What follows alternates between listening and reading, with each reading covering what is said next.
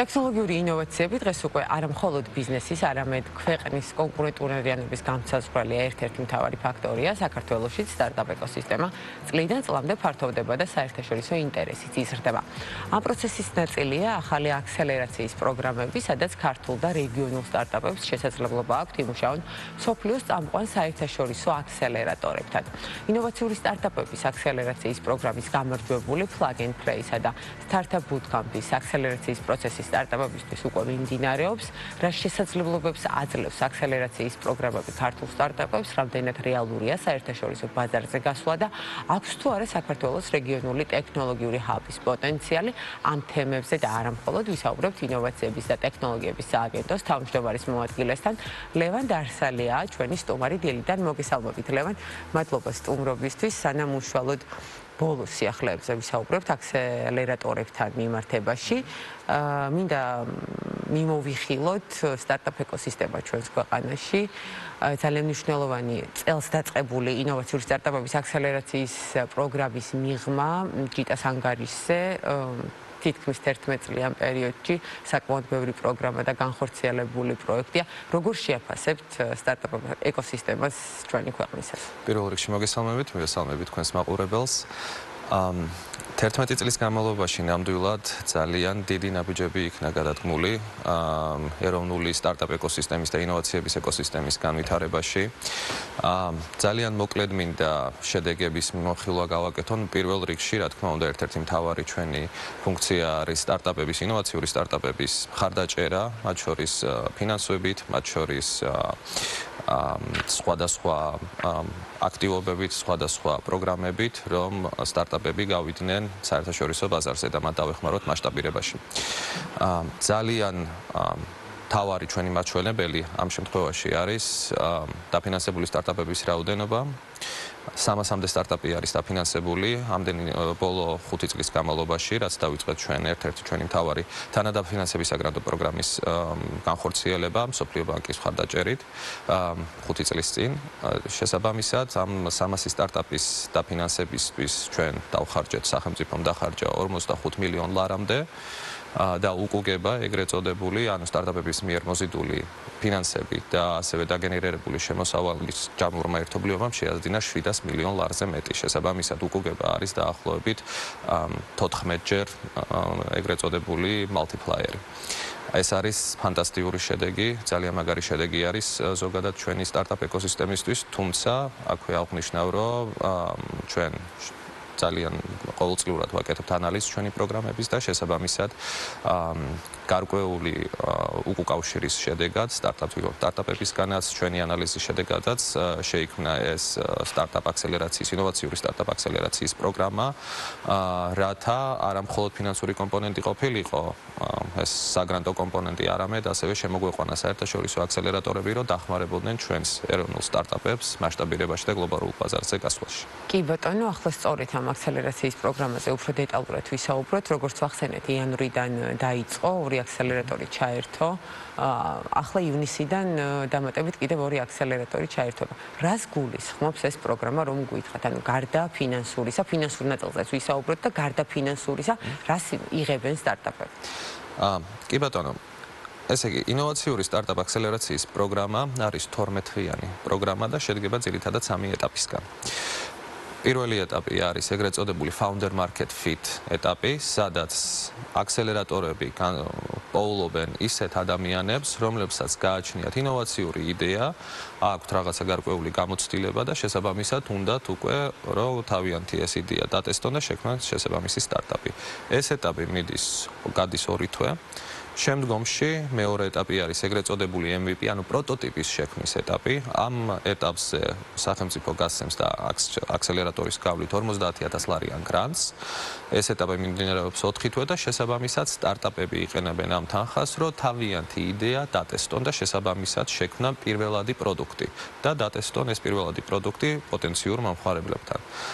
4 თვის ამოწურის შემდეგ მიდის მესამე ეტაპი. ეს მესამე ეტაპი არის ეგრეთ წოდებული market entry, ანუ ბაზარზე გასვლის ეტაპი, სადაც მონაწილეები იღებენ 150,000 ლარიან გრანტს და იწყებენ უკვე პირველადი კლიენტების მოძებნას და იწყებენ ნელ-ნელა მასშტაბირებას მათ შორის გლობალურ ბაზრებზე პირველადი ეგრეთ წოდებული კონტაქტების მოძიებას და შესაბამისად თავიანთი პროდუქტების გაცნობას და გასაღებას. როგორც თქვი 12 თვე მიმდინარეობს ეს პროექტი, ყოველწლიურად პირველ ეტაპზე შედის 160 სტარტაპი, შემდგომში მეორე ეტაპზე გადადის 80 სტარტაპი და ბოლო ეტაპზე გადადის 40 სტარტაპი.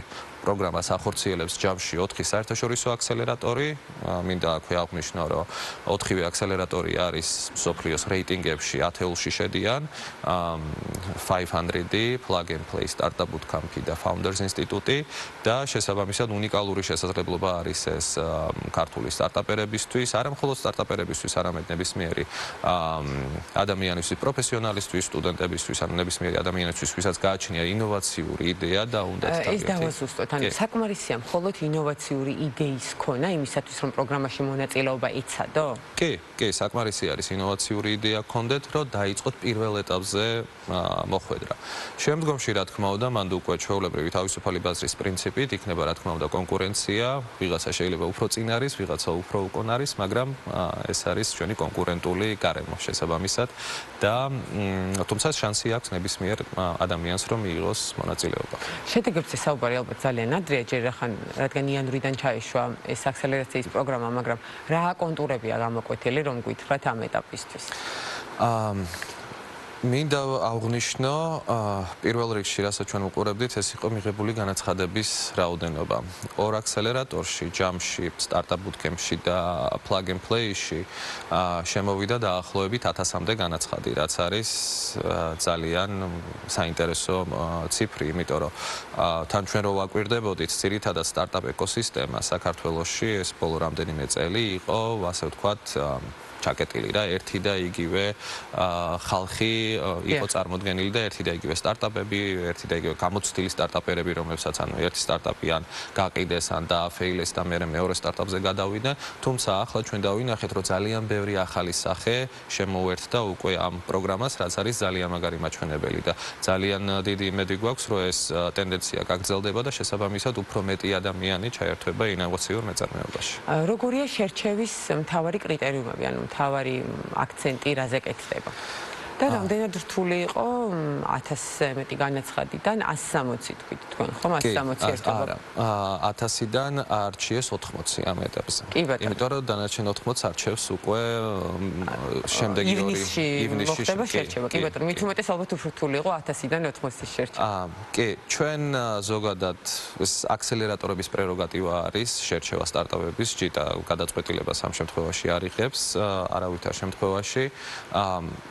კრიტერიუმები, როგორც Startup Bootcamp-ს გააჩნია თავისი კონკრეტული კრიტერიუმები და Plug and Play-ს თავისი კონკრეტული კრიტერიუმები, ზოგი უყურებს რამე დატესტილი ხო არა აქვს, ზოგი უყურებს რამდენად მასშტაბირებადი არის, მაგრამ ძირითადი პრინციპი არის ერთი და იგივე.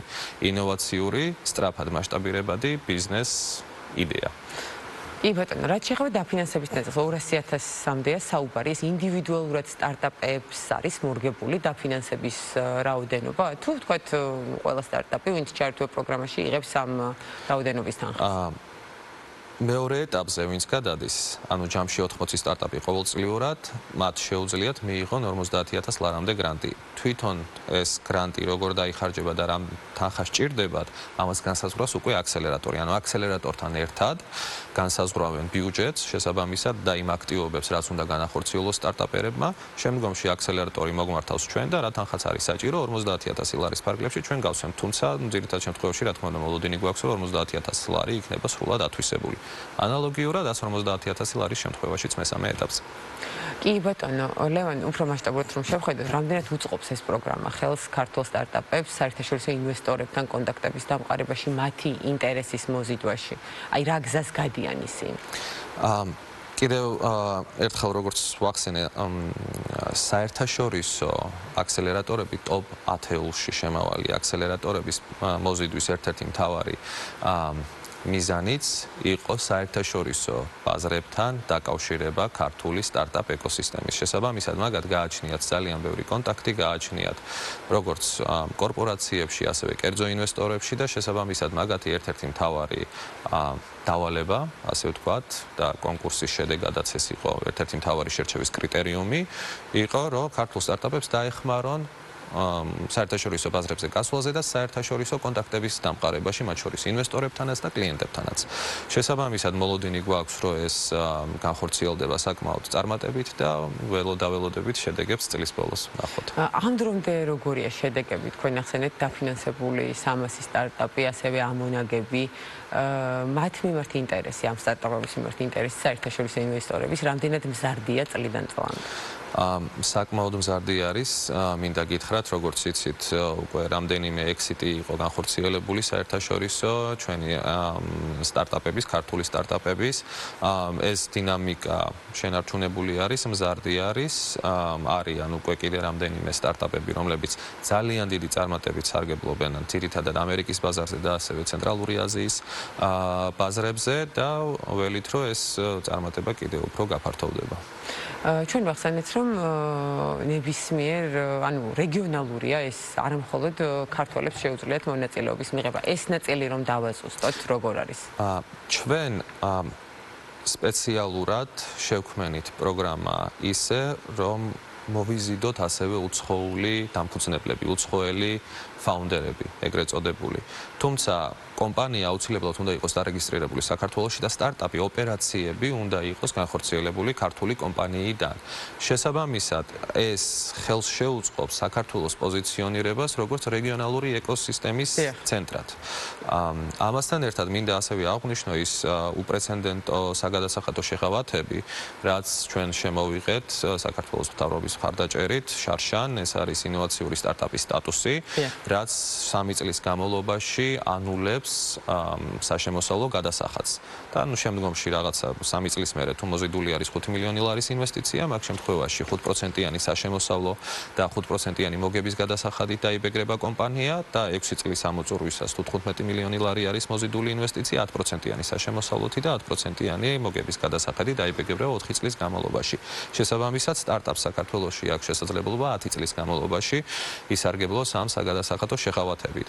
აქსელერაციის პროგრამა, საგადასახადო შეღავათები და კიდე რამდენიმე ინსტრუმენტები, რასაც ახლა მუშაობთ, გვაძლევს ჩვენ რეალურად იმის შესაძლებლობას, რომ მოვიზიდოთ რეგიონებიდან სტარტაპები და დააფუძნონ ამ სტარტაპებმა საქართველოში კომპანიები, ოპერაციებიც განახორციელონ საქართველოდან და შესაბამისად ისარგებლონ ამ შეღავათებით და ამ პროგრამებით.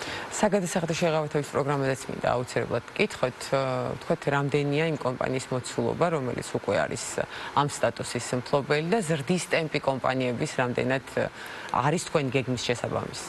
ბოლო მონაცემებით ჩვენ 12 სტარტაპს უკვე მივანიჭეთ ეს სტატუსი, მომართვიანობა ნელ-ნელა იზრდება, იმიტომ რომ რა თქმა უნდა მან არის კონკრეტული საბუთები და კონკრეტული პირობები, რასაც უნდა აკმაყოფილებდეს სტარტაპიდან. მოლოდინი გვაქვს, რომ ამ წლის ბოლომდე თითქმის უმეტესობა იმ სტარტაპების, რომლებიც აკმაყოფილებენ და ჩვენ ვიცით, რომ აკმაყოფილებენ მაგ პირობებს, მიიღებენ და ეს იქნებიან დაახლოებით 80-მდე სტარტაპი. მოლოდინი არის ასეთი ყოველ შემთხვევაში.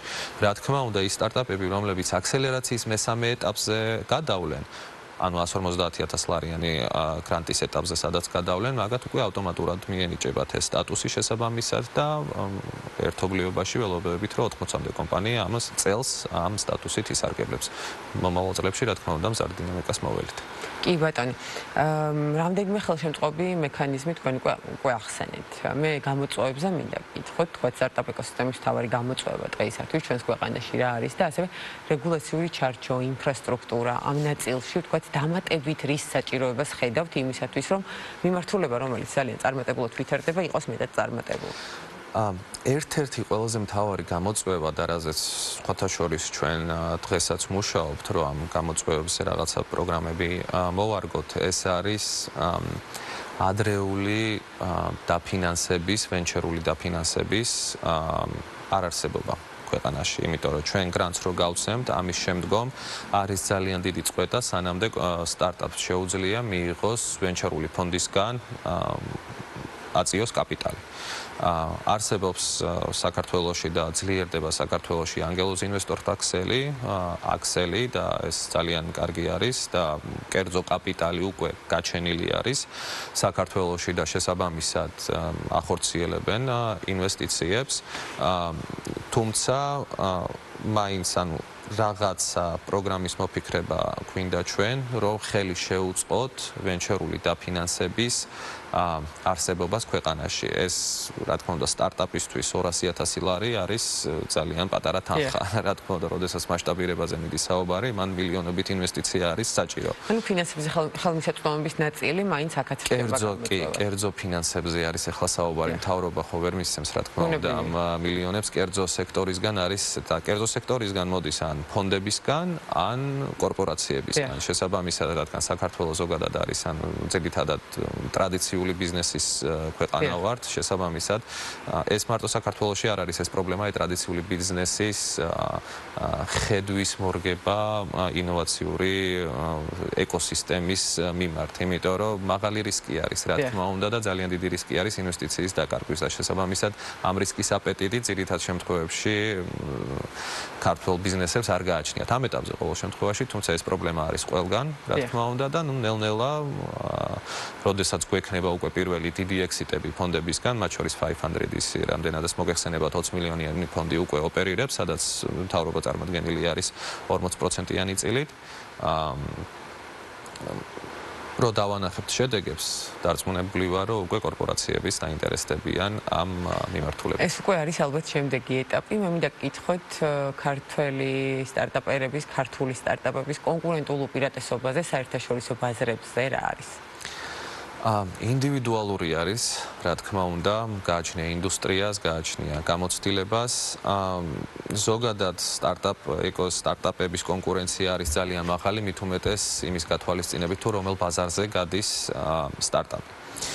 თუმცა აქვე მინდა აღვნიშნო, რომ ჩვენი დამფუძნებლები, ქართველი დამფუძნებლები არიან ძალიან მოხერხებულები და ძალიან საინტერესო იდეებით არიან წარმოდგენილები და მათ შორის ამ იდეის განხორციელებაში უკვე გადაგროვილი გამოცდილებიდან ბევრი ფაქტორისგან შეუძლია ძალიან ეფექტურად განახორციელონ თავიანთი იდეა. ერთ-ერთი მაგალითი არის მაგალითად სტარტაპი კლიპი, რომელიც ახლა მოღვაწეობს შტატებში, კალიფორნიაში და არის გიფების სტარტაპი რეალურად ფილმებისგან აჭრიან კლიპებს და გიფებად იყენებენ. ძალიან დიდი გამოხმაურება ნახეს შეერთებულ შტატებში და ძალიან ბევრი სერიოზული პარტნიორობა დაამყარეს და ველოდებით, რომ ძალიან საინტერესო შედეგებს დადებენ. ეს ერთ-ერთი მაგალითი არის მაგალითად. ხელოვნური ინტელექტის მიმართულებითაც ჩვენი პირველი ექსიტი იყო ხელოვნური ინტელექტის სტარტაპი და არიან კიდევ რამდენიმე სტარტაპები, რომლებიც მაგ მიმართულებით მუშაობენ და შესაბამისად ეს ინოვაციური ხედვით და განხორციელების უნარით ძალიან გამოირჩევიან ქართველი დაფუძნებლები და შესაბამისად ეს გვაძლევს ძალიან დიდ კონკურენციულ უპირატესობას. კი ბატონო, და ჩვენი შეხვედრის ბოლო კითხვა ყოველთვის უკავშირდება ხოლმე რეგიონულ ტექნოლოგიურ ჰაბად ჩამოყალიბების პოტენციალს, რამდენად ვართ მეტად მიახლოებული ამ მდგომარეობასთან ახალ ეტაპზე. როგორც ვახსენე, ესე იგი აქსელერაციის პროგრამა, საგადასახადო შეღავათები და ასევე ძალიან დიდი პროექტი, რომელიც გაიხსნება მალე ქუთაისის ყოფილ პარლამენტის შენობაში. ქუთაისის რეგიონალური, ქუთაისის ტექნოლოგიური ჰაბი, რომელიც ჩათვალეთ, რომ იქნება რეგიონალური ტექნოლოგიური ცენტრი. ასე ვთქვათ, იმიტომ რომ ასეთი მასშტაბის ტექნოლოგიური ჰაბი რეგიონში არ არსებობს. შესაბამისად, მან წარმოდგენილი იქნება ძალიან ბევრი საინტერესო რამე და ძალიან ბევრი საინტერესო პროექტი იქნება განხორციელებული, მათ შორის რობოტიკის მიმართულებით, რაღაც კრეატიული ინდუსტრიების სკოლის მიმართულებით, განათლების კომპონენტი იქნება ძალიან წარმოდგენილი და და შესაბამისად ველით, რომ ძალიან ბევრი წარმომადგენელი სხვადასხვა ქვეყნიდან ჩამოვა და დაიწყებს ამ ტექნოლოგიურ ჰაბთან თანამშრომლობას. კი ბატონო, ბევრი საინტერესო მოვლენა გველოდება, ანუ წინ და განსაკუთრებით ელოდებათ სტარტაპერებს, რაც შეეხება ჩვენი საუბრის მთავარ სასაუბრო თემას, ინოვაციური სტარტაპების აქსელერაციის პროგრამას, განაცხადების მიღება ჯერ კიდევ გრძელდება. ხომ ასეა, სად შეუძლიათ სტარტაპებს ინფორმაციის მოძიება, ესეც ვთქვათ? ინფორმაციის მოძიება შეუძლიათ ჩვენს page-ებზე, Facebook გვერდებზე და ასევე თვითონ აქსელერატორების გვერდებზე განაცხადის მიღება ძირითადად ხდება ინდივიდუალური აქსელერატორის ვებ-გვერდებიდან და ხო, ნებისმიერ შემთხვევაში თუ რამე გაურკვევლობა არის, ნებისმიერ შეუძლია მოგმართოს ამომწურავი ინფორმაციისთვის. ძალიან დიდი მადლობა ლევან სტუმრობისთვის, ამომწურავი ინფორმაციისთვის, დაგემშვიდობებით, რა თქმა უნდა, გისურვებთ წარმატებას თქვენ და ყველა იმ სტარტაპს, ვინც ცდილობს ახლა ჩაერთოს ამ ძალიან მნიშვნელოვან აქსელერაციის პროგრამაში. ლევან დარსალია, ინოვაციებისა და ტექნოლოგიების სააგენტოს თავმჯდომარის მოადგილე იყო ჩვენი სტუმარი.